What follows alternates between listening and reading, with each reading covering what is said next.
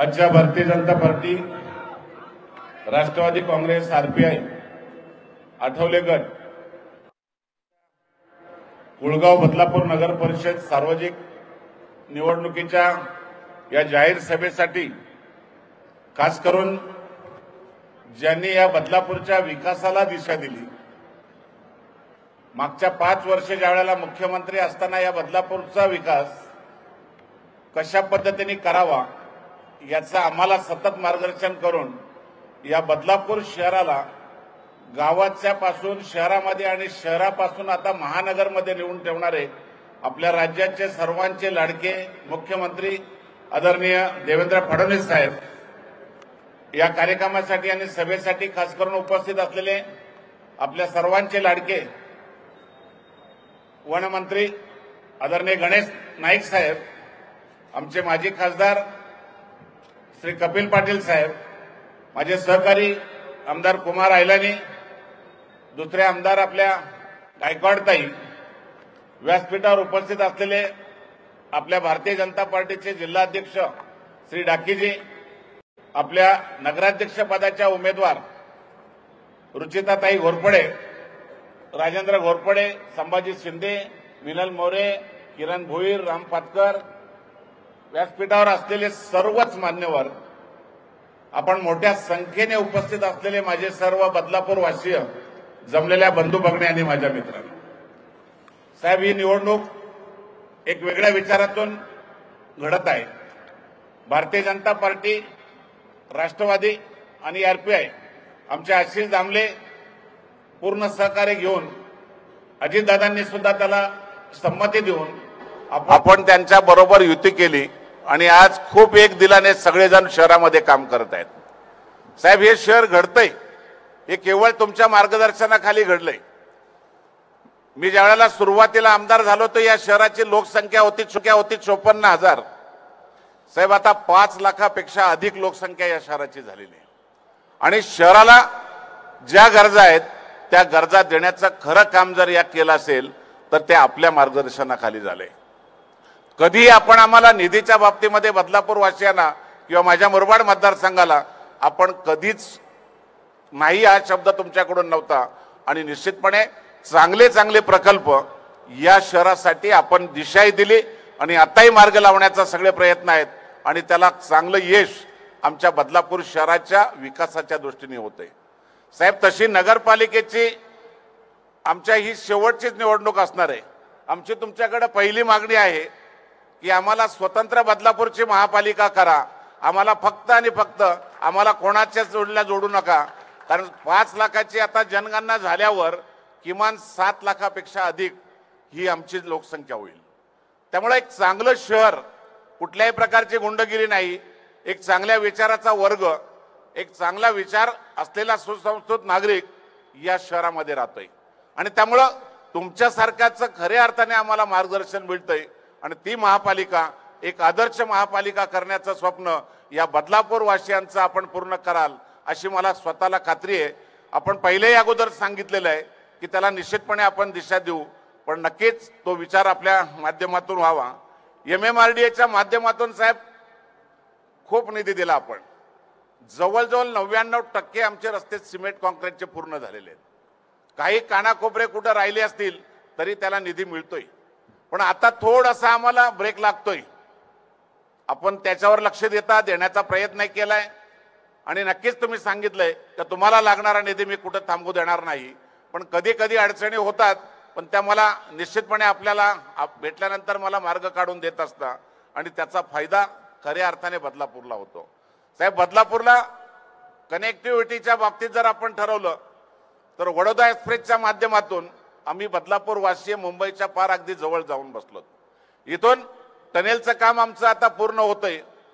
1 तासामध्ये अटल सेतूवरून आम्ही मुंबईला पोहोचणार आहोत.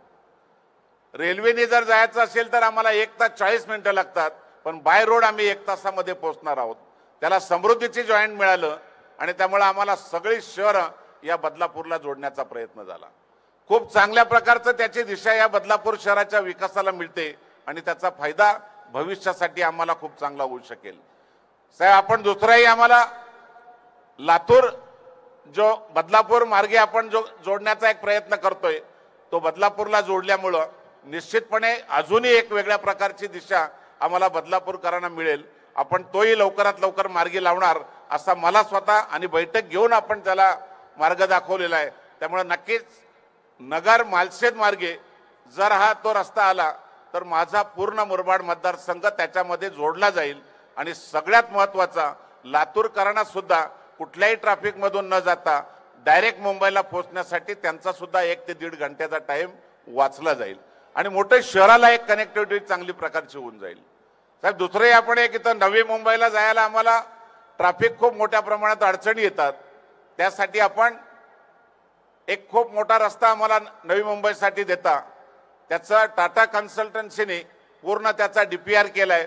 10,800 कोटी रुपयाचा प्रस्ताव MMRDAच्या माध्यमातून आपण प्रस्तावित केलेला आहे. तो लवकरात जर झाला तर 20 मिनिटात नवी मुंबईला आमचा बदलापूरचा नागरिक जाईल. 20 किलोमीटर अंतर आहे. सगळ्यात चांगला रस्ता आम्हाला उपयोगाचा होईल आणि आमच्या शहराची वाढ अजून खूप मोठ्या प्रमाणात राहतो. त्या कामगार वर्गाला सुद्धा नवी मुंबई असेल, मुंबईला जायचं असेल, ठाण्याला जायचं असेल तर खूप अडचणींना सामोरं जावं लागतं. या रस्त्यांच्या जाळ्यामुळं आम्हाला खूप त्याची चांगली उपयोगिता होईल अशा प्रकारचा मला निश्चित विषय. साहेब आपण सगळ्यात महत्त्वाचं आमच्या बदलापूर वासियांना काम केलंय. आम्हाला वेस्टर्नला जायला बदलापूरला कुठलंच साधन नाहीत. 2 वेळ ट्रेन बदलावं लागतात. 2 वेळ ज्यावेळेला ट्रेन आम्ही बदलतो त्या टायमाला वेस्टर्नचा माणूस बदलापूरकडे येत नाही आणि बदलापूरचा माणूस वेस्टर्नला जात नाही. आपण सगळ्यात महत्त्वाचं आमचं काम केलं, मेट्रो आम्हाला आपण दिली आणि ती मेट्रो देताना पण आपण दूरदृष्टी ठेवून आम्हाला दिलेली आहे. कांजूरमार्ग, ऐरोली, सिलफाटा, काटई, बदलापूर, अंबरनाथ बदलापूर अशा प्रकारची 37.5 किलोमीटर लांबीची 15 स्टेशनं असलेली सगळ्यात टॉप मॉडेल इटालियन कंपनीने बनवलेलं त्याची सगळी प्रोसिजर पूर्ण झाली होती. साहेब आपण मुख्यमंत्री असताना त्याला निविदा काढणार आणि आचारसंहिता लागली. आचारसंहिता लागली आणि 5 वर्षे धुळकात पडली. आपण जर बदलापूरला मागे आले नसते तर आमची मेट्रो अजूनही धुळकात पडली असती. तिला कोणी हात लावला नसता. पण शब्द दिला तुम्ही तिथं आणि शब्द दिला नाही. माझ्या बदलापूर वासियांना सांगायला मला आनंद वाटेल, मेट्रोचं टेंडर काढलं. गेल्या बदलापूरवरून गेल्यानंतर पहिली फाईल जर मागवली असेल बदलापूरच्या विकासाची, पाणी पुरवठ्याची, मेट्रोची आणि भुयारी गटारची, एवढ्या मोठ्या प्रकल्पांना 20,000 कोटी रुपये खर्च येतो त्या मेट्रोला. पण कुठल्याही प्रकारचा विचार न करता आपण त्याला मान्यता दिली, त्याच्या निविदा काढल्या. लवकरात लवकर निवडणुकींच्या नंतर त्याचं भूमिपूजन करून आम्हाला दिलासा दिलाय. तो लवकरात लवकर काम चालू करण्यासाठी आपण प्रयत्न कराल. निश्चितपणे आम्हाला विश्वास आहे या मेट्रोने आम्ही अजूनही जोडले जाणार आहोत. मेट्रोच्याच बरोबर काल एक खूप मोठी आम्हाला देणगी बदलापूर वासियांना मिळाली. रेल्वे मंत्र्यांच्याकडे आपण प्रस्ताव दिला होता. आपली मागणी होती. 2 वेळ मी बैठकीला सुद्धा गेलो होतो आणि साहेबांच्याकडे पत्र दिलं. त्यांनी स्वतः रेल्वे मंत्र्यांच्या बरोबर स्वतःचं पत्र पाठवून त्यांच्याबरोबर चर्चा करून काल 65 किलोमीटरची 3री आणि 4थी लाईन आपल्याला 1324 कोटी दिले. आणि काल स्वतः रेल्वे मंत्र्यांनी दूरध्वनीवरून मला स्वतः सांगितलं का तुमचं बदलापूरचा प्रश्न सुटलेला आहे. साहेब खूप मोठा ऐतिहासिक निर्णय हा आमच्या बदलापूरसाठी होतोय. कारण आज आमच्या महिला, आमचे नागरिक रेल्वेमध्ये जर बसायचं असेल तर खूप मोठा त्रास सहन करावा लागतो. सगळ्यात जास्त उत्पन्नाचं स्टेशन असेल तर ते बदलापूर आहे. आणि म्हणून रेल्वे मंत्री सुद्धा सांगितलं का अजूनही तुझे प्रकल्प जे आहेत ते मार्गी लावण्यासाठी लवकर एक बैठक लावतोय. निश्चितपणे एक टर्मिनल आपण मागितलेलं आहे बदलापूरसाठी, तो पण मार्गी लावण्याचा त्यांनी शब्द दिलाय आणि त्याच्यामध्ये नक्कीच आपल्याला सगळ्यांना त्याचा फायदा होऊन जाईल आणि उपयोग त्याचा होईल. साहेब सगळ्यात जिव्हाळ्याचा एक आमचा प्रश्न आहे रेड लाईन आणि ब्ल्यू लाईन. पुराणी प्रत्येक ज्या नदीच्या परिसरामध्ये डेव्हलप झालंय त्या प्रत्येक घरामध्ये भीती वाटते की आज आमच्या घरात पाणी येईल का उद्या पाणी येईल. आणि त्यामुळे मोठी अडचण निर्माण झालेली आहे. आणि त्यामुळे डेव्हलप करायला सुद्धा आम्हाला त्या घरांना खूप मोठ्या प्रकारच्या अडचणी होत्या. आपण त्याची बैठक घेतली रेड लाईन आणि ब्ल्यू लाईनची आणि त्याला दिशा दिली. पहिल्यांदा एक बदलापूरसाठी रेड लाईन आणि ब्ल्यू लाईनचा निर्णय आपण चांगल्या प्रकारचा सोडवलाय. त्याचे लवकर आदेश काढावेत आणि आमच्या बदलापूरकरांना रेड लाईन ब्ल्यू लाईन पासून मुक्त करावं अशी मी बदलापूरकरांच्या वतीने मनापासून करतो. खरं म्हणजे आम्हाला भाऊ आमचं एक हॉस्पिटलचा प्रश्न आहे. 200 बेडचं हॉस्पिटल आपलं आराखड्यामध्ये आलं, पण काही कारणाने आता आपण त्याला स्थगिती दिली होती, जागा उपलब्ध नव्हती. आता जागाही आम्ही तुमच्या नावावर केलेली आहे. आरोग्य विभागाच्या 200 बेडचं एक चांगल्या प्रकारचं रुग्णालय आपल्या बदलापूर वासियांना आपण याच भागामध्ये शिरगावच्या परिसरात घेतोय आणि त्याचा उपयोग माझ्या सर्वसामान्य नागरिकांना खूप मोठ्या प्रमाणात होईल असा मला विश्वास आहे. भाऊ नदीच्या बाबतीत सुद्धा आपण ज्यावेळेला पुतळ्याचं अनावरण करायला आले त्यावेळेला पुतळ्याचं उद्घाटन करताना नदी पाहिली आणि तुम्ही सांगितलं का याचा प्रस्ताव ताबडतोब करायला सांगा. नदी संवर्धनाचा प्रश्न हा बदलापूरला भेडसावणारा प्रश्न आहे. आपण त्या बाबतीतला प्रस्ताव तयार करायला सांगितला होता. मी त्याचा पाठपुरावा करून गिरीश भाऊंच्याकडून आपण हा प्रस्ताव सगळा जलसंपदा विभागाच्या माध्यमातून आपण दिल्लीलाही पाठवलाय आणि राज्य सरकारकडे पाठवलाय. त्याला लवकर सुरुवात केली तर बदलापूरच्या पुराचा प्रश्न हा निकालात निघेल आणि चांगल्या प्रकारचा त्याचा उपयोग आम्हाला चांगला होईल. साहेब MSCBच्या बाबतीत आमच्या नगराध्यक्षाच्या उमेदवार आता बोलल्या. खूप मोठा प्रश्न आमच्या समोर आहे. तो लोड आमचा संपलेला आहे कधीच, कारण लोकसंख्येची वाढ जी आमची ही सगळी झपाट्याने वाढ आहे आणि त्यामुळे MSCBला अगदी काटकसर करायला लागत होती आणि त्यामुळे कधी कधी लोड शेडिंग बऱ्याच वेळेला घ्यायला लागत होतं. आपल्याकडे ज्या वेळेला आम्ही मीटिंग घेतली त्या टायमाला आम्हाला लोड तर वाढून दिला, पण त्याच्याही पेक्षा आमची मागणी होती की आम्हाला टाटाचा सप्लाय द्यावा आणि ऐतिहासिक निर्णय MSCBच्या बाबतीत टाटाचा सप्लाय करण्याचा तुम्ही दिला. जागेचा प्रस्ताव लवकरात लवकर मागून आपण त्याचं काम सुरू करून बदलापूरकरांना लाईट पासून सुद्धा मुक्त करण्यासाठी खूप चांगल्या प्रकारचा उपयोग होऊ शकेल. नाट्यगृहाचा विषय सुद्धा मागे आपण पैसे दिले होते पण आम्हाला जागा दिली नव्हती. मागच्या नगराध्यक्षांनी आम्हाला ठराव करून दिला नाही. 14.5 कोटी रुपये नाट्यगृहाचे परत गेले. बदलापूरकरांसाठी आता नाट्यगृहाची आणि सांस्कृतिक भवनाची गरज आहे. आशिष शेलार साहेबांनी आम्हाला शब्द दिलाय कुठल्याही परिस्थितीमध्ये बदलापूरला अत्याधुनिक पद्धतीचं नाट्यगृह आणि सांस्कृतिक भवन करणार. आपण थोडीशी त्याला गती दिली तर नक्कीच त्याचा उपयोग चांगला होऊ शकेल. पाणी पुरवठा योजनेचं आता निविदा निघतात, त्यामुळे आम्हाला सगळ्यात महत्त्वाचा पाण्याची अडचण जी आहे ती माझ्या भगिनींना खूप मोठ्या प्रमाणात आहे. त्याला लवकरात लवकर मार्गी लावला तर आम्हाला पाण्यापासून सुद्धा मुक्ती मिळेल आणि चांगल्या प्रकारचं शहराच्या विकासाला गती मिळेल. केवळ तेच नाही, शहर एवढं वाढत चाललेलं आहे, डेव्हलप एवढं होतंय. भुयारी गटारचा पूर्ण प्रस्ताव गेल्या 5-6 वर्षापासून पडून आहे साहेब. 371 कोटीचा प्रस्ताव आहे, त्याला आपण मागून घेतलेला आहे. त्याला लवकरात लवकर आम्हाला मान्यता द्या आणि त्या माध्यमातून आमच्या भुयारी गटारचा प्रश्न एकदा बदलापूरचा मार्ग लागेल असा मला विश्वास आहे. MIDCचा महत्त्वाचा प्रश्न आहे प्रदूषणाचा. या प्रदूषणावर सुद्धा आम्ही खूप प्रयत्न करतोय. त्या माध्यमातून सुद्धा नागरिकांना आमचा जो त्रास होतो त्या बाबतीत सुद्धा आपण प्रदूषण नियंत्रण मंडळाला काही सूचना देऊन आमच्या नागरिकांना दिलासा देण्याचा प्रयत्न करा. क्रीडांगण विकासासाठी निश्चितपणे आपल्याला आपण स्वतःच त्यातून मला निधी देण्याचं मान्य केलंय.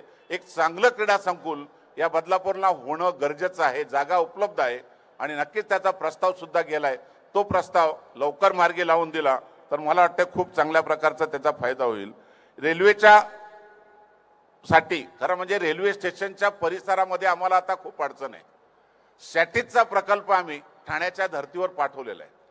तो मीटिंगमध्ये सुद्धा आपण त्याच्यामध्ये आदेश MMRDला दिलेत. हा सॅटिसचा प्रकल्प झाल्याशिवाय आमचा रेल्वे स्टेशन परिसर हा मोकळा होणार नाही आणि आमच्या बदलापूरच्या नागरिकांना दिलासा मिळणार नाही. त्यालाच आपण एक समांतर बीज टाकलाय वॉटर सप्लाय पासून समर्थ चौकापर्यंत. तोही आपण आदेश दिलेले आहेत MMRDला. त्याची आणि या सॅटिसचा प्रकल्प लवकर आमचा जर मार्गी लावला तर मला वाटतं सगळ्यात चांगला उपयोग होईल. असे अनेक प्रश्न आहेत, आपण कुठेही कमी आम्हाला देत नाही. या शिरगाव परिसरामध्ये सुद्धा खूप चांगल्या प्रकारचं आम्ही नियोजन केलेलं आहे. विकासाची दृष्टी खऱ्या अर्थाने तुमच्यामुळे आम्ही शिकलो आणि ती दृष्टी आमच्या बदलापूरकरांना नक्कीच वाटते. त्यामुळे एकदा नाही तर 5 वेळेला माझ्या बदलापूरकरांनी साहेब माझी एकदाही जाहीर सभा होत नसते, एकदाही कुठल्या नेत्यांना बोलवत नसतो, पण माझा बदलापूरकर रस्त्यावर येतोय आणि मतदान कमळाच्या बटन दाबून विजयी करतोय। हा एक खऱ्या अर्थाने बदलापूरकरांचा हा विश्वास आपण जपण्याचा प्रयत्न केलाय आणि त्याचा चांगल्या प्रकारचा उपयोग आज होतोय। बाबासाहेबांचं पदस्पर्श झालेलं हे बदलापूर साहेब नागपूर सारखी नाही, पण त्या धर्तीवर आम्ही बाबासाहेबांचं स्मारक उभं केलंय, आपल्याच हस्ते त्याचं उद्घाटन झालंय आणि त्या ठिकाणी आपण बाबासाहेबांचा 55 फुटीचा उभा पुतळा त्या ठिकाणी उभा करतोय। त्याचं काम चालू आहे। 14 एप्रिलला आपण या पुतळ्याचं अनावरण करण्यासाठी आम्हाला वेळ राखून ठेवावी आणि बदलापूरकरांना खऱ्या अर्थाने बाबासाहेबांच्या पदस्पर्शाचा सगळ्यांना सन्मान करण्याचा योग यावा अशी आपल्याकडून अपेक्षा व्यक्त करतो। खूप काही वेगवेगळ्या प्रकारचा वर्ग जो आहे, प्रत्येक नागरिकाला प्रत्येक वेगवेगळ्या विभागातून राज्यातून आलेल्या सगळ्यांच्या बरोबर जिव्हाळ्याचे संबंध आमच्या भारतीय जनता पार्टीच्या कार्यकर्त्यांचे आहेत। प्रत्येक समाजाला बरोबर घेऊन जाण्याचा, कारण हे बदलापूर आता कुठल्या कोणाचीच मक्तेदारी राहिली नाही, आपली ही सगळ्यांची एक वेगळ्या प्रकारची जडणघडण या शहराची घडते आणि त्यामुळं या समाजाच्या बरोबर जिव्हाळ्याचं नातं ठेवल्यामुळं आज समाज खूप मोठ्या प्रमाणात आपल्याला मनापासून एक ताकद देण्याचा प्रयत्न करतोय। माझी आपल्याला विनंती आहे, आपण सर्वच जण आपण साहेबांचे विचार ऐकण्यासाठी इथं सगळेजण उपस्थित आहात। आपल्याला कल्पना आहे आपल्याच गावातल्या खूप काही गोष्टी या जगाच्या नकाशावर सुद्धा गेल्यात। आताच आमच्या साकीब गोरेने सुद्धा देवाभाऊंचा चष्मा 37 देशात बदलापूर मधून गेला आणि देवाभाऊंचा नाव पूर्ण अगदी त्या चष्म्यामुळं 37 रुपयामध्ये जगामध्ये चष्मा आपल्या बदलापूरचा विकला जातो। हा सुद्धा गौरव करण्यासारखा विषय। दुसरा महत्वाचा आमच्याकडे कन्यारत्न झालं भाऊ, खरं म्हणजे आम्ही तुम्हाला नाही ताईंना आम्ही बोलवणार त्याला 1400 मुलींचा आतापर्यंत सन्मान केला। आमचे किरण भोईर इथं आहेत। कन्या जन्माला आली की तिचं घरी जाऊन किंवा हॉस्पिटलला जाऊन तिचं स्वागत केलं जातंय, तिच्या योजनेचा लाभ पण तिला देतोय आणि मनापासून एक समाजाशी जोडण्याचं नातं खऱ्या अर्थाने करतोय। साहेब तुम्हा सगळ्यांना एक एक दोन दोनच जावई होतील, मला 4500 जावई झाले। विधवा भगिनींच्या मुलीचं कन्यादान करण्याचं भाग्य मला मिळतंय। दरवर्ष मतदारसंघातल्या या मुलींचं कन्यादान आमदार कन्यादान योजना म्हणून तयार केली या मतदारसंघात आणि कुठल्याही मुलीचा कुठल्याही समाजाची कुठल्याही जातीची ही निश्चितपणे तिचं जाऊन सन्मानाने कन्यादान केलं जातंय आणि माझ्या वाढदिवसाला या सगळ्या जावयांना एकत्र बोलवून त्याचा आम्ही दोघंही त्यांचा सत्कार करतोय आणि जावयांना कानात सांगत असतो आमदारांनी कन्यादान केलंय, मुलीवर लक्ष ठेव। त्यामुळे मुली आमच्या खुश आहेत आणि त्यामुळे निश्चितपणे एक वेगळा विचार मगाशीच मी तुम्हाला सांगितलं, लाडक्या बहिणींच्या माध्यमातून खूप मोठं काम आपण केलं आणि त्या लाडक्या बहिणी आज आमच्या खूप मोठ्या प्रमाणात आपल्यावर खुश आहेत, देवाभाऊंच्यावर खुश आहेत। असे विविध प्रकल्प सगळे प्रकल्प सांगायला गेलो तर भाऊ आवडलं तुमचं आम्हाला ऐकायचे। माझी नागरिकांना सगळ्यांना विनंती आहे, ही नगरपालिका एक भ्रष्टाचाराचं कुरण आहे। काय परिस्थिती तुम्हाला सगळ्यांना कल्पना आहे, वेगवेगळ्या माध्यमातून हैदोस घातलेला आहे। भाऊ माझी हात जोडून बदलापूरकरांच्या वतीने आपल्याला विनंती आहे, याच्यावर मात करण्यासाठी आम्ही सज्ज आहोत। येत्या 2 तारखेला कमळ निशाणी घड्याळ निशाणीवर आम्ही सगळेजण मतदान करून नगराध्यक्ष तर करूच, पण बहुमताने ही नगरपालिका जिंकण्याचा आपण सगळ्यांनी प्रयत्न करू, हाच तुम्हाला मी आज शब्द देतोय। कारण ही नगरपालिका जिंकल्याशिवाय आमच्या नागरिकांना कुठे दिलासा मिळणार नाही। खूप वाईट प्रथा आणि परंपरा इथं चालू आहेत। खरं म्हणजे प्रत्येक उमेदवाराला ठेकेदारी करत नाही नगरपालिकेत असा एक दाखला द्यायला लागतोय।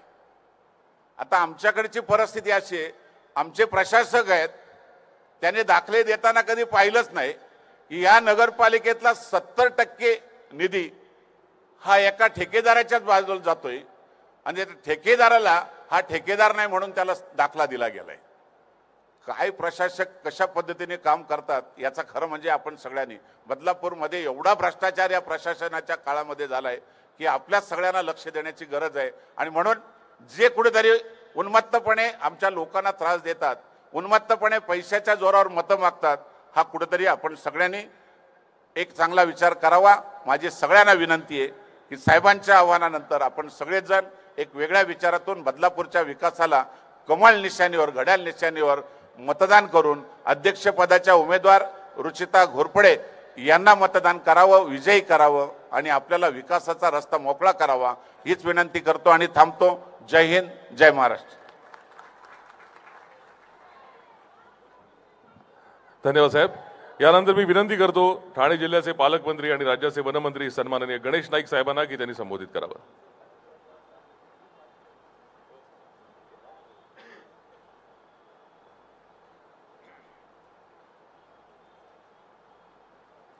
भारत माता की वंदे. छत्रपती शिवाजी महाराज की. डॉक्टर बाबासाहेब आंबेडकरांचा आज कुलगाव बदलापूर नगर परिषद याच्या होऊ घातलेल्या 2 तारखेच्या निवडणुकीच्या अनुषंगानं होणाऱ्या प्रचार सभेसाठी आलेले आपल्या राज्याचे प्रभावी गतिशील मुख्यमंत्री माननीय देवेंद्रजी फडणवीस, माजी केंद्रीय मंत्री आणि ठाणे जिल्हा ग्रामीणचे प्रभारी श्री कपिल पाटील, आपले स्थानिक आमदार श्री किसनजी कथोरे, आमदार श्री निरंजनजी डावखरे, आमदार कुमार अहिलानी, आमदार सौ सुलभाताई गायकवाड,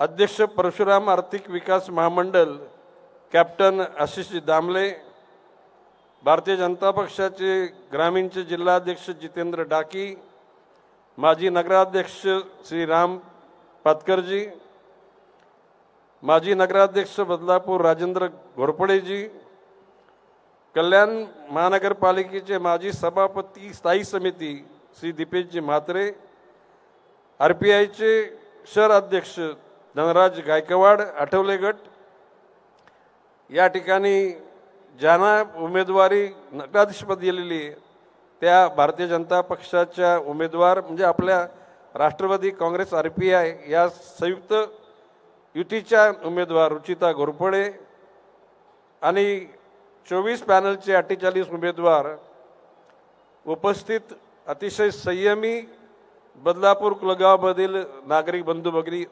पत्रकार मित्रांनो, खरं म्हणजे मी या ठिकाणी मगाशी उल्लेख माझा 2दा ठाणे जिल्ह्याचा पालकमंत्री, खरं म्हणजे तुम्ही नका उल्लेख करू,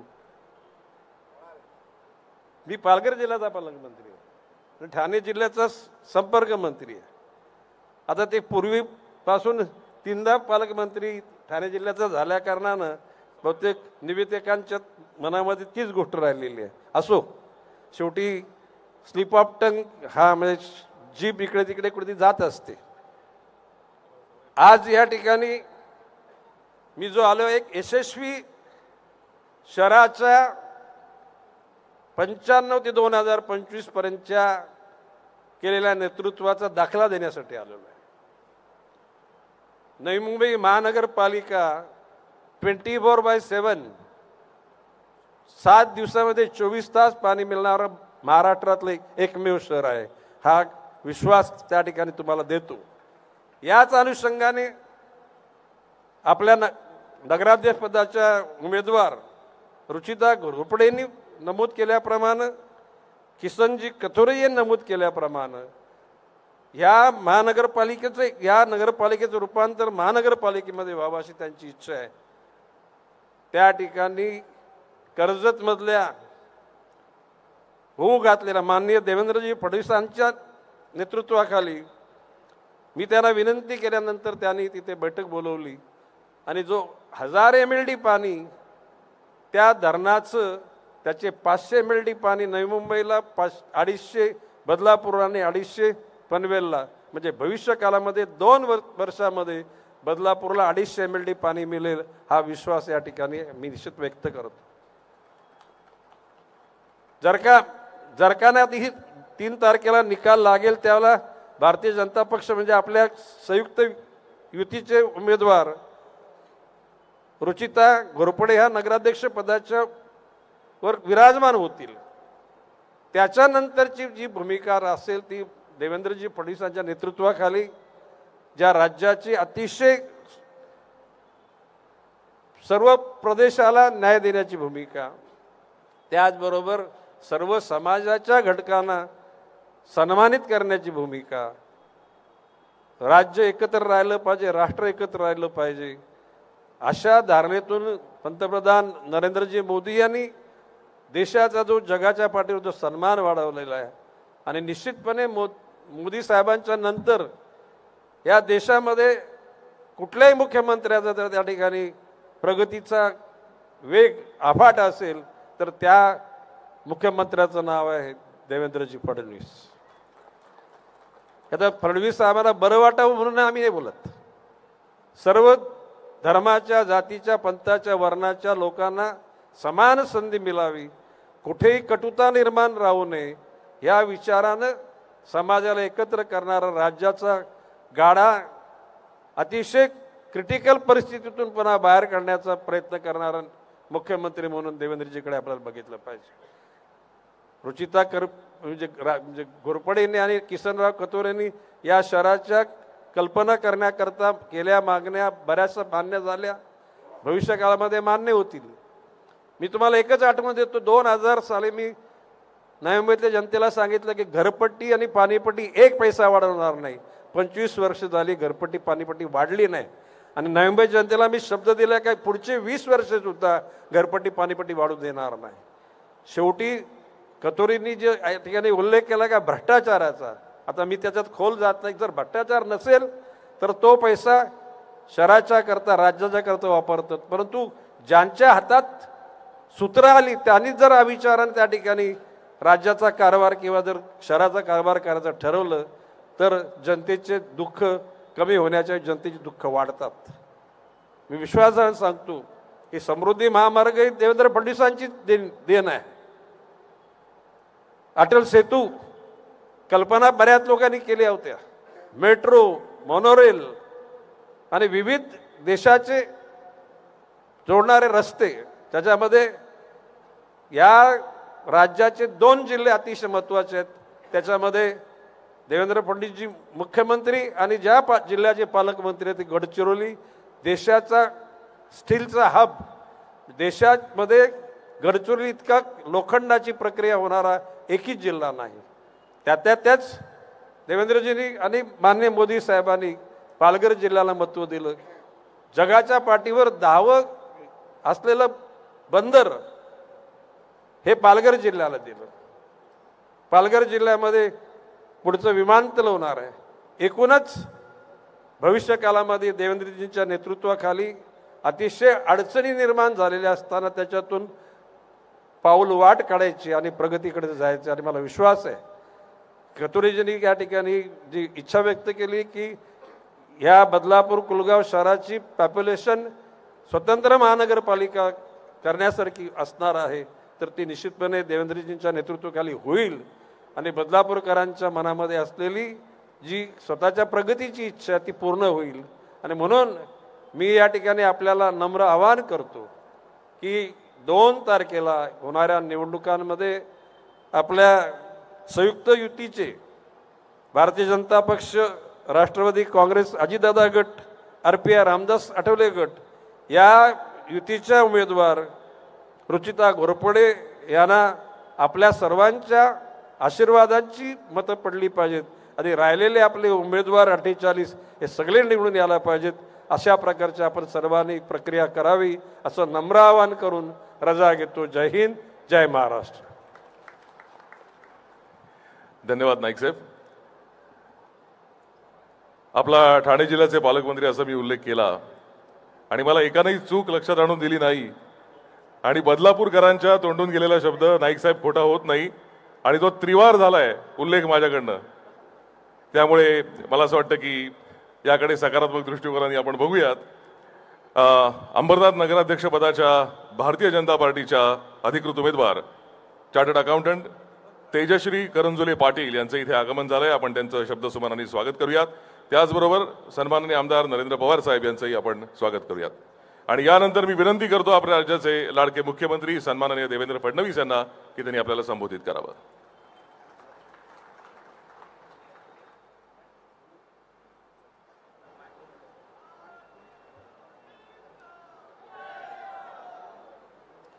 भारत माता की, भारत माता की.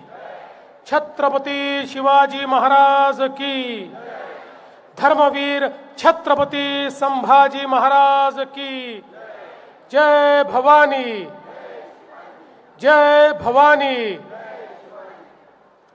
हिंदवी स्वराज्याचे सरसंस्थापक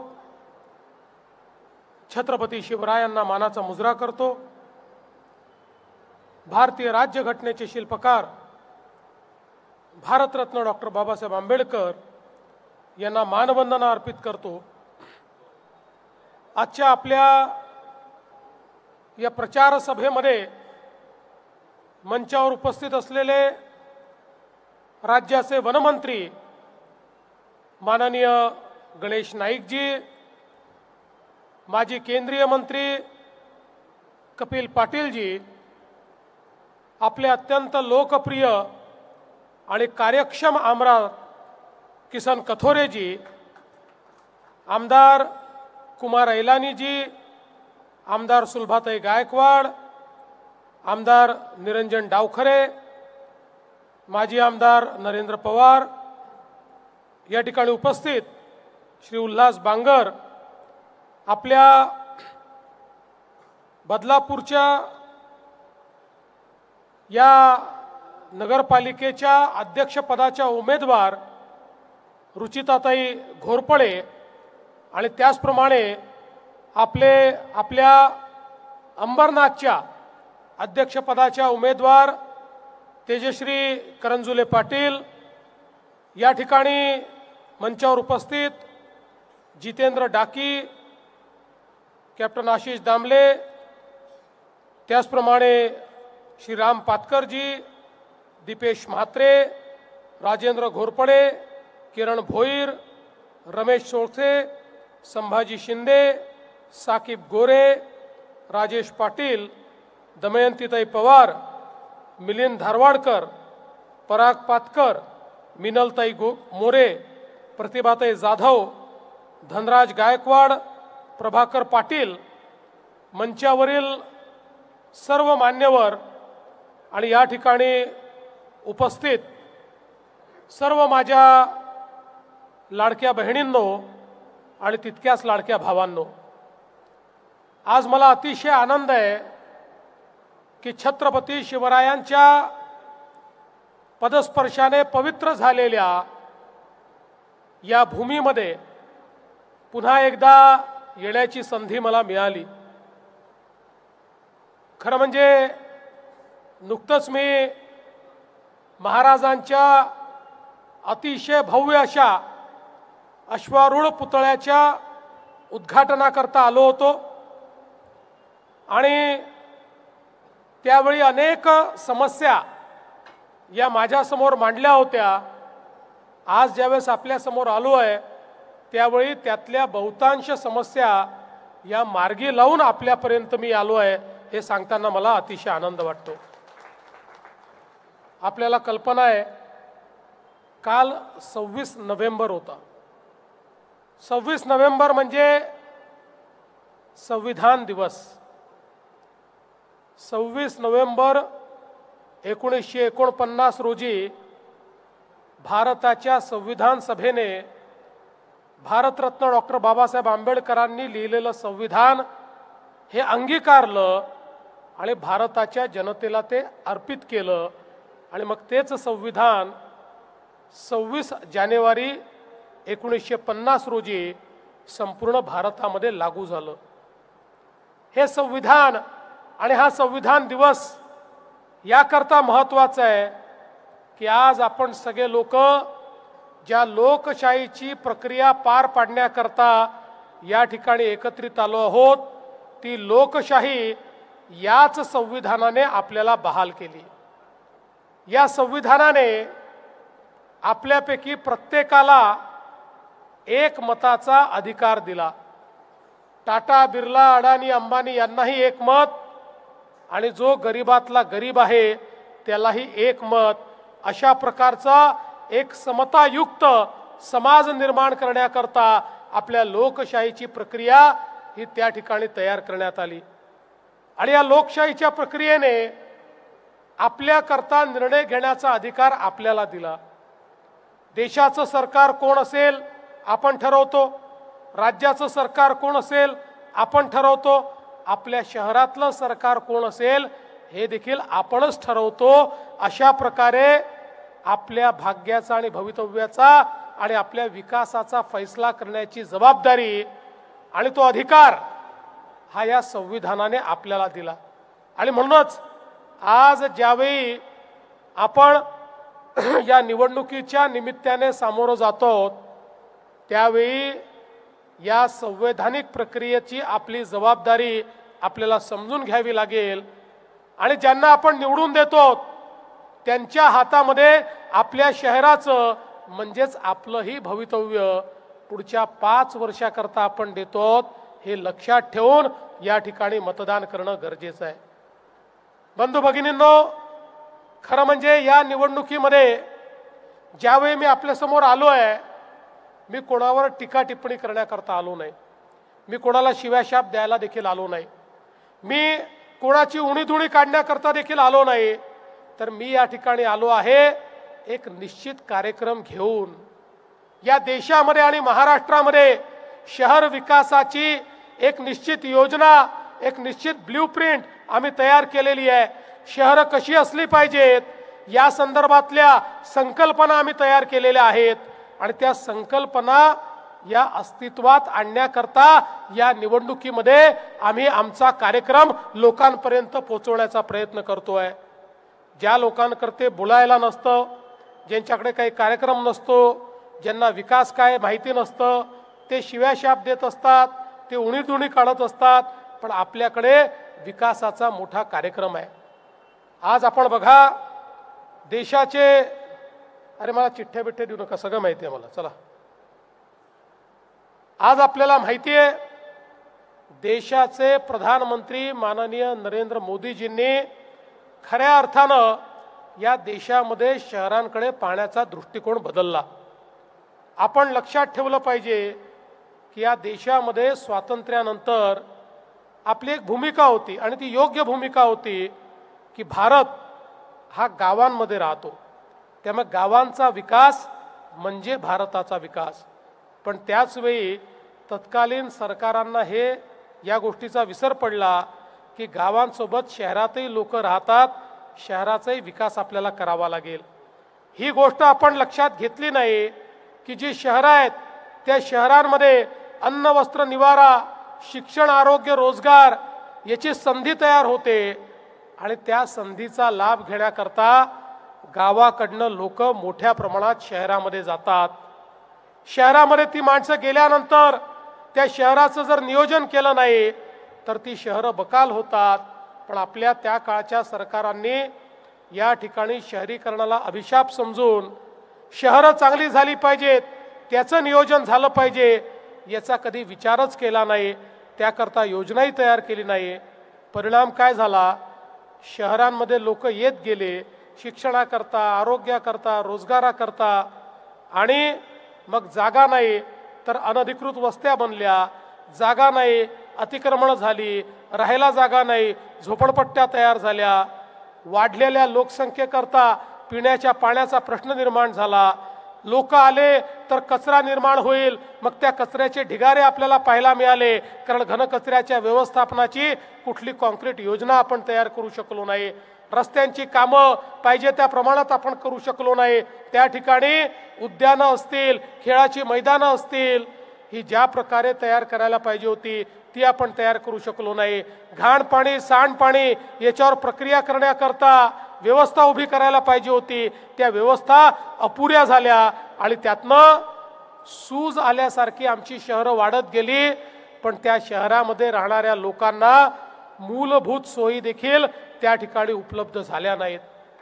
2014 साली जेव्हा मोदीजी देशाचे प्रधानमंत्री झाले त्यावेळी मोदीजींनी पहिल्यांदा हा विषय मांडला की शहरीकरणाला अभिशाप समजू नका. देशाचा 65% GDP हा शहरांमध्ये तयार होतो. वस्तू आणि सेवांची निर्मिती ही शहरांमध्ये होते. शिक्षण, आरोग्याच्या संधी या शहरात तयार होतात. रोजगाराची निर्मिती ही शहरामध्ये त्या ठिकाणी होते. त्यामुळे शहरांकडे देखील लक्ष देणं गरजेचं आहे. आणि म्हणून मोदीजींनी सांगितलं, शहरीकरणाला संधी समजून शहरांचं नियोजन करणं सुरू करा, शहरांमध्ये इन्फ्रास्ट्रक्चर तयार करणं सुरू करा. आणि मग वेगवेगळ्या योजना पहिल्यांदा या देशामध्ये माननीय मोदीजींच्या नेतृत्वात केंद्र सरकारच्या माध्यमातून सुरू झाल्या. आणि मग अटल अमृत सारखी योजना, की ज्या योजनेतनं लाखो कोटी रुपये देशातल्या शहरांना मिळणं सुरू झालं. आपल्या महाराष्ट्रात देखील 50,000 कोटी रुपये या योजनेत मिळाले. घनकचऱ्याच्या व्यवस्थापन, सांडपाण्याचं व्यवस्थापन, भुयारी गटार योजना, पिण्याच्या पाण्याच्या योजना, चांगली उद्यानं, तलावांचं संवर्धन, नदीचं संवर्धन, नाल्याचं संवर्धन, अशा प्रत्येक गोष्टी करता त्या ठिकाणी मोठ्या प्रमाणात निधी हा आपल्याकडे उपलब्ध व्हायला लागला. आणि त्याच वेळी या महाराष्ट्रामध्ये देखील आपल्याच आशीर्वादामुळे आपलं सरकार आलं. मी मुख्यमंत्री झालो आणि मुख्यमंत्री झाल्यानंतर आपल्याला कल्पना आहे वेगवेगळ्या प्रकारच्या योजना आपण सुरू केल्या. आणि यात सगळ्यात महत्त्वाचं काय होतं तर मुख्यमंत्री म्हणून ज्यावेळेस मी MMRDAचा आढावा घेतला तर माझ्या लक्षात आलं की MMRDAचं क्षेत्र तर मोठं होतं, पण MMRDA त्या क्षेत्रात सोडून मुंबईमध्येच काम करत होतं. मी MMRDAला सांगितलं, मुंबईमध्ये मुंबई महानगरपालिका आहे, ती सक्षम आहे, तुमचा पैसा हा MMRDA रिजन मधल्या इतर महानगरपालिकांमध्ये आणि नगरपालिकांमध्ये लागला पाहिजे. आणि पहिल्यांदा आपण मोठ्या प्रमाणात MMRDAचा पैसा हा या ठिकाणी या सगळ्या नगरपालिकांमध्ये दिला. आता कथोरे साहेब जे सांगत होते, अभूतपूर्व अशा प्रकारचा निधी हा MMR रिजन मधल्या नगरपालिकांना आपण देणं सुरू केलं. कधी कोणी विचारही केला नव्हता. इतक्या मोठ्या प्रमाणात सिमेंट कॉन्क्रीटचे रोड असतील, पिण्याच्या पाण्याच्या योजना असतील, त्या ठिकाणी सांडपाण्याच्या व्यवस्था असतील, अशा प्रत्येक गोष्टी करता MMR रिजन मध्ये MMRDAच्या माध्यमातून त्या नगरपालिकांना, महानगरपालिकांना आपण पैसा देणं सुरू केलं. आणि त्यातून आपल्याला माहिती आहे मोठ्या प्रमाणात रस्त्यांची कामं या ठिकाणी झाली, वेगवेगळी कामं झाली. आणि आमच्या कथोरे साहेबांच्या पुढाकारामुळे आणि आमच्या कपिलजींच्या पुढाकारामुळे खूप मोठ्या प्रमाणात विकास झालेला आपण बघितला. खरं म्हणजे आपण जर बघितलं तर कथोरे साहेब, ही गोष्ट निश्चित आहे की या बदलापूरचं जे परिवर्तन आहे, याचा जो चेहरा मोर आहे तो 2014 नंतर अतिशय वेगाने आणि अतिशय झपाट्याने हा आपण त्या ठिकाणी बदलून दाखवला. आणि आजही आपण बघतोय केंद्रातलं सरकार असेल, राज्यातलं सरकार असेल, इतक्या मोठ्या प्रमाणात वेगवेगळी कामं आपण या ठिकाणी सुरू केली. त्या काळामध्ये आपण या मुंबई आणि MMR रिजन मध्ये मोठ्या प्रमाणात मेट्रोचं जाळं संकल्पित केलं.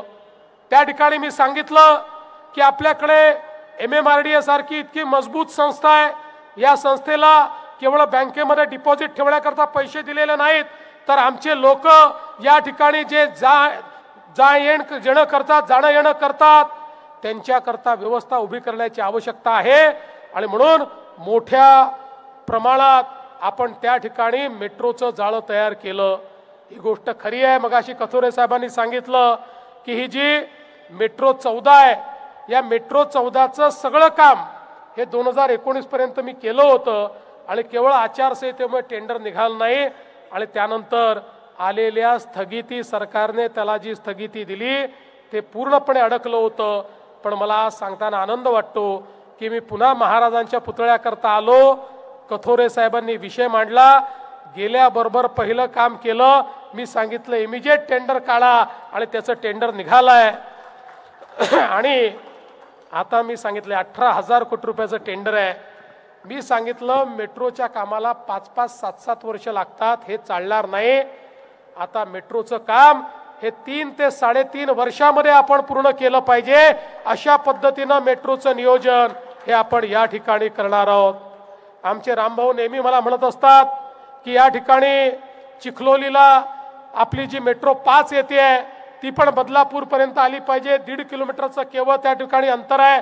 निश्चितपणे त्याही संदर्भातला निर्णय आपण घेऊ आणि मेट्रो 5 ही आपल्यापर्यंत कशी पोचवायची त्याचा प्रयत्न येत्या काळामध्ये आपण केल्याशिवाय राहणार नाही. आज केंद्र सरकारच्या माध्यमातून जो वडोदऱ्यापासून मुंबईपर्यंतचा रस्ता तयार झाला, आज त्या रस्त्यामुळे आणि त्या रस्त्यावर होणाऱ्या बोगद्यामुळे तुम्ही मुंबईच्या इतके जवळ आले. 1.5 तास जेव्हा अंतर फिरून जावं लागायचं, आता केवळ 20 मिनिटांमध्ये तुम्ही जाणार आहात. आणि नवी मुंबईच्या एअरपोर्टवर तर अतिशय वेगानं तुम्ही पोहोचू शकणार आहात. एक प्रकारे आता तुम्ही मुंबईच्या जवळ आलेला आहात. आणि जसं या ठिकाणी सांगितलं की मोठ्या प्रमाणात आता रस्त्याची कनेक्टिव्हिटी आपण अशी केलेली आहे की रस्त्याने देखील मुंबईपर्यंत, नवी मुंबईपर्यंत पोहोचणं हे मोठ्या प्रमाणात आपल्याला सोपी होणार आहे. मला आनंद आहे की आज आपली जी बदलापूर कर्जत 3 आणि 4 जी आपली रेल्वे लाईन होती, त्याला देखील काल आपल्या केंद्राच्या सरकारने मान्यता दिलेली आहे. आणि खऱ्या अर्थानं त्याचंही काम अतिशय वेगाने आपण त्या ठिकाणी करणार आहोत. आणि एवढंच नाही तर पुढच्या काळामध्ये आपण हे ठरवलेलं आहे की आपली सबअर्बन रेल्वे, आपली लोकल ट्रेन ही वेगवान तर करायचीच आहे, डब्बे वाढवायचे आहेत, गती वाढवायची आहे, ट्रेन्सही वाढवायचे आहेत. पण हे सगळं करत असताना एकीकडे मेट्रोच्या ट्रेनचे कोचेस इतके चांगले आणि आपल्या सबअर्बन रेल्वेचे म्हणजे आपल्या लोकल ट्रेनचे कोच ज्याच्यामध्ये दरवाजे नाहीत, लोक लटकलेले असतात, पडत असतात, मरत असतात, हे योग्य नाही. आणि म्हणून आम्ही निर्णय घेतला की आता पूर्णपणे मेट्रो सारखे कोच हे आपल्या लोकल ट्रेनला देखील आपण लावणार आहोत, ज्याला दरवाजे असणार आहेत, ज्याला एसी असणार आहे. आणि हे सगळं करत असताना जरी चांगला सुंदर मेट्रो सारखा कोच लावला तरी सेकंड क्लासच्या भाड्यामध्ये 1 रुपयाची वाढ देखील आपण करणार नाही. हा देखील निर्णय हा या निमित्ताने केलेला आहे. आणि म्हणून अनेक कामं आपण या ठिकाणी करतो. आपल्याला माहिती आहे की या भागामध्ये अनेक उड्डाण पुलाची कामं चाललेली आहेत. बॅरेज रोड ते होप इंडिया पॉवर हाऊस पर्यंत रेल्वे ओव्हरब्रिज MMRDAच्या माध्यमातून आपण बनवतो. दत्त चौक बेलवली ते समर्थनगर हा समांतर ब्रिज देखील MMRDAला आपण सांगितलंय, त्यांच्या माध्यमातून आपण करणार आहोत. पनवेल बायपास 250 कोटी रुपयाचं काम हे पहिल्या टप्प्याचं आहे. दुसरा टप्पा 87 कोटीचा आहे. त्याच्याही निविदा या आपण मंजूर केलेल्या आहेत. त्यामुळे आपण जर बघितलं तर अनेक चांगली कामं ही या ठिकाणी आपण करतो. आणि एवढंच नाही तर एक पर्यटनाची मोठी संधी देखील या ठिकाणी आहे. खरं म्हणजे अतिशय चांगलं निसर्ग आणि जैववैविध्य या ठिकाणी आहे. अतिशय सुंदर किनारे आहेत, आपल्या नद्या आहेत. या सगळ्यांचं संवर्धन करण्याचा प्रयत्न हा आपला असणार आहे. पुढच्या काळामध्ये 12वी जंगल सफारी असेल, माळशेज घाट, संगम तीर्थक्षेत्र, कोंडेश्वर पर्यटन क्षेत्र, 12वी जंगल सफारी अशा अनेक गोष्टी या भागामध्ये करून एक पर्यटनाचं मुख्य केंद्र म्हणून देखील आपल्याला या भागाला विकसित करायचं आहे. पण हे सगळं करत असताना निश्चितपणे ब्ल्यू लाईन रेड लाईनचा प्रश्न हा अतिशय महत्त्वाचा आहे. मागच्याही काळामध्ये तुम्ही तो मांडला आणि आमच्याही लक्षात आलं तंत्रज्ञान बदललेलं आहे. वेगवेगळ्या गोष्टी करून आपल्याला लोकांना दिलासा देता येतो. आणि म्हणून ब्ल्यू लाईन रेड लाईनचं मार्किंग नव्याने करण्याकरता आणि त्या ठिकाणी जे कन्स्ट्रक्शन आहे ते कशा पद्धतीनं होईल या संदर्भातली मानकं ठरवण्याकरता एक समिती मी तयार केलेली आहे. ही समिती नव्याने ब्ल्यू लाईन आणि रेड लाईनची आखणी करेल आणि त्यासोबत जी घरं आहेत त्यांना कसं प्रोटेक्ट करता येईल, पाणीही शिरणार नाही, कन्स्ट्रक्शनही होऊ शकेल आणि त्यातनं लोकांना कुठेही त्रास होणार नाही अशा प्रकारचं नियोजन हे ब्ल्यू लाईन आणि रेड लाईनचं करण्याच्या संदर्भात आता काम आपण हातामध्ये घेतलंय आणि लवकरच ते काम देखील आपण पूर्ण करणार आहोत. एवढंच नाही तर आपल्याला माहिती आहे हे MMR रिजन इतक्या वेगानं वाढतंय. आज आपल्याला या ठिकाणी बदलापूर असेल किंवा आसपासचा सगळा परिसर असेल, या सगळ्या परिसरामध्ये मोठ्या प्रमाणात लोकसंख्या वाढताना आपल्याला पाहायला मिळते. आणि ही जी लोकसंख्या या ठिकाणी वाढते आहे ती लोकसंख्या त्याच्याकरता पिण्याच्या पाण्याची व्यवस्था ही देखील महत्त्वाची आहे. अंबरनाथ आहे बाजूला, वेगवेगळे पनवेल महानगरपालिका आहे या सगळ्यांना पिण्याचं पाणी मिळालं पाहिजे. गेले अनेक वर्ष पिण्याच्या पाण्याकरता कुठलाही नवीन डॅम हा तयार होत नव्हता. मी मुख्यमंत्री झाल्यानंतर निर्णय केला, अनेक वर्षापासनं शिलार आणि पोशीर हे 2 धरणं तयार झाले पाहिजेत अशा प्रकारची मागणी होती. ही 2 धरणं सगळ्यात सोपी आहेत, ही 2 धरणं सगळ्यात लवकर होऊ शकतात. ही 2 धरणं पुढचे 25-30 वर्ष आपल्या पाण्याचा प्रश्न पूर्णपणे मिटवू शकतात. पण अनेक वर्ष ही धरणं MMRDA करायची की इरिगेशननी करायची. ही धरणं महानगरपालिका नगरपालिकांनी त्याच्यामध्ये कॉन्ट्रीब्युशन द्यायचं की पूर्ण MMRDA पैसे द्यायचे. अशा अनेक झंझटीत अडकली होती. मी एक बैठक घेतली आणि त्यात सांगितलं, ही फाईल माझ्याकडे सादर करा, मी याच्यावर निर्णय घेईल. आणि 2 पानी नोट त्याच्यावर लिहिली आणि सांगितलं, ही धरणं म्हणजे आमच्या MMR रिजन मध्ये राहणारे जे लोक आहेत त्यांच्या पिण्याच्या पाण्याची लाईफलाईन आहे. याच्यामध्ये अशा पद्धतीनं काम करता येणार नाही. आणि म्हणून सांगितलं, याचे सगळे पैसे MMRDA हे जलसंपदा विभागात भरायचे आणि जलसंपदा विभागाने 3 वर्षामध्ये ही दोन्ही धरणं पूर्ण करायची. आणि या धरणावरनं मुबलक पाणी या ठिकाणी बदलापूर, अंबरनाथ, पनवेल या सगळ्या नवी मुंबई या सगळ्या महानगरपालिकांना आणि नगरपालिकांना त्या ठिकाणी द्यायचं. आणि आता त्याचं काम सुरू करण्याकरता टेंडर देखील आपण करून टाकलं. इतक्या वेगानं आता हे काम या ठिकाणी आपण करतोय. मी तुम्हाला आश्वस्त करतो, येत्या काळामध्ये बदलापूर असो का अंबरनाथ असो, या दोन्ही आमच्या नगरपालिकेच्या क्षेत्रामध्ये दररोज तुम्ही ज्यावेळी नळ उघडाल तुमच्या नळाला स्वच्छ पिण्याचं पाणी मिळेल अशा प्रकारची व्यवस्था या ठिकाणी आपल्या सरकारच्या माध्यमातून आपण करतोय. आणि एवढंच नाही तर आता पिण्याच्या पाण्याची योजना आहे, 350 कोटी रुपयाची भुयारी गटाराची योजना आहे. आपण काळजी करण्याचं कारण नाही आहे. आकडे मोठे मोठे वाटतात, पण आपले देशाचे प्रधानमंत्री मोदीजी यांनी अमृत योजनेतनं पहिल्याही टप्प्यात आपल्याला पैसे दिले आणि आता अमृत 2 ही योजना त्यांनी आणली आहे. या अमृत 2 मध्ये पुन्हा 30,000 कोटी रुपये आपल्या महाराष्ट्राला मिळणार आहेत. आणि त्यात प्राधान्याने बदलापूरला निधी देण्याचं काम आम्ही करू. या बदलापूरमध्ये सांडपाणी घाणपाणी रस्त्यावरून वाहणार नाही, नालीतनं वाहणार नाही, तर त्या पाण्यावर त्या ठिकाणी भुयारी गटाराच्या माध्यमातनं STPच्या माध्यमातनं प्रक्रिया होईल. आणि प्रक्रिया केलेलं पाणीच आमच्या नदी नाल्यामध्ये समुद्रापर्यंत जाईल. अशा प्रकारची व्यवस्थाही आपण करतोय. घनकचऱ्याच्या संदर्भात मोदीजींनी स्वच्छ भारतच्या माध्यमातनं आज मोठ्या प्रमाणात निधी उपलब्ध करून दिलाय. आज घनकचऱ्याच्या माध्यमातनं या ठिकाणी आपण वेगवेगळे प्रकल्प तयार करतोय. आता nothing is waste, everything is wealth. वेस्टला वेल्थ मध्ये कन्व्हर्ट करण्याचं काम चाललेलं आहे. घनकचऱ्यापासून पेलेट तयार करणं, घनकचऱ्यापासून खत तयार करणं, घनकचऱ्यापासून गॅस तयार करणं, घनकचऱ्यापासून त्या ठिकाणी वेगवेगळ्या प्रकारच्या व्यवस्था उभ्या करणं, अशा गोष्टी आता आपण सुरू केलेल्या आहेत. त्यामुळे भविष्यातली आपली शहरं ही प्रदूषण करणारी शहरं आपल्याला नको आहेत.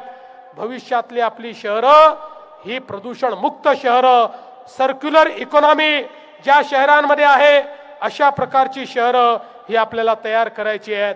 आणि म्हणून मी आपल्याला हीच विनंती करण्याकरता आलोय. प्रश्न अनेक आहेत, पण प्रश्न सोडवण्याची गुरुकिल्ली काय आहे, तर ती गुरुकिल्ली ही भारतीय जनता पार्टी आणि आपलं महायुतीचं सरकार आहे. ही गुरुकिल्ली म्हणजे आपल्या नगरपालिकेमध्ये भारतीय जनता पार्टी, राष्ट्रवादी आणि RPAचं सरकार आणणं, आपले नगराध्यक्ष निवडून आणणं, ही याची गुरुकिल्ली आहे. मी तुम्हाला हीच विनंती करण्याकरता आलो आहे. आमचं तर तुमच्यावर खूप प्रेम आहे, म्हणूनच एवढ्या मोठ्या प्रमाणात सगळे प्रकल्प आपण करतो. कथोरे साहेब सांगू शकतील. कथोरे साहेब माझ्याकडे एखादा प्रकल्प घेऊन आले आणि तो झाला नाही असं गेल्या 10 वर्षात कधीच घडलं नाही आणि पुढच्या 10 वर्षात असं कधीच घडणार नाही. त्यामुळे बदलापूर असेल, बाजूला अंबरनाथ असेल, इथला कुठलाही प्रकल्प हा जर आमच्याकडे आला तर त्या प्रकल्पाला चालना देण्याचं काम आम्ही करू. कारण आम्हाला माहिती आहे ही शहरं केवळ शहरं नाही आहेत, ही आपली भविष्य आहेत, आपलं भवितव्य आहे, आपली वाढती अर्थव्यवस्था, त्या अर्थव्यवस्थेचं केंद्र म्हणजे ही आपली शहरं आहेत. आणि म्हणून ही सगळी शहरं चांगली झाली पाहिजे हा प्रयत्न सातत्याने आपण या ठिकाणी करतोय.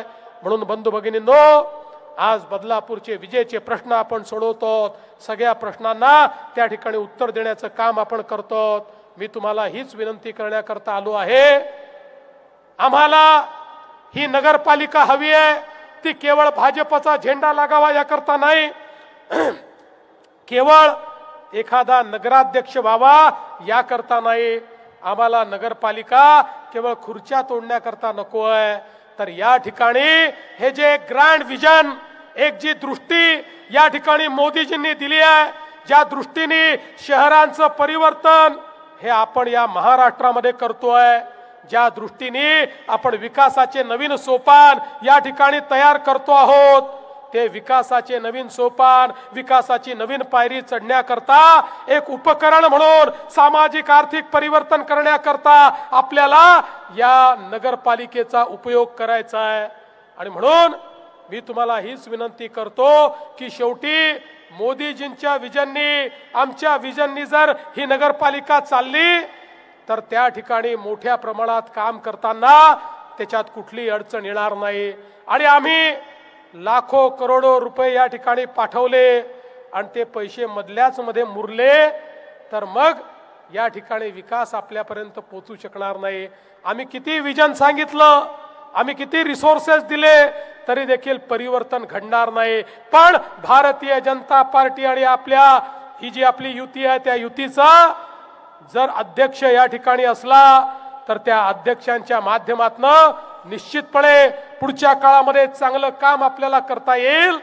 आणि कुठे त्यांच्याकडनं काही चूक होते असं लक्षात आलं तर आम्ही सगळे नेते मंडळी आहोत, आम्ही त्यांना समजावून सांगू शकतो, ती चूक सुधारू शकतो. आणि त्या ठिकाणी जी मोदीजींनी पारदर्शी प्रामाणिकता आम्हाला शिकवलेली आहे, त्या पारदर्शी प्रामाणिकतेतून या बदलापूर सारख्या शहराला, अंबरनाथ सारख्या शहराला आपण एक मोठा त्या ठिकाणी बदल घडवू शकतो.